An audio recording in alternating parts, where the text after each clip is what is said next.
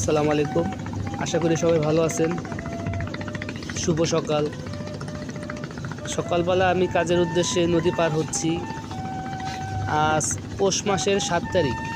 শীতের আগমন, শীতের অনুভূতি, খুব একটা ভালো লাগার মুহূর্ত। আর এখনও সূর্য ওঠেনি সকাল থেকে, এখনও কুয়াশা আচ্ছন্ন হয়ে আছে।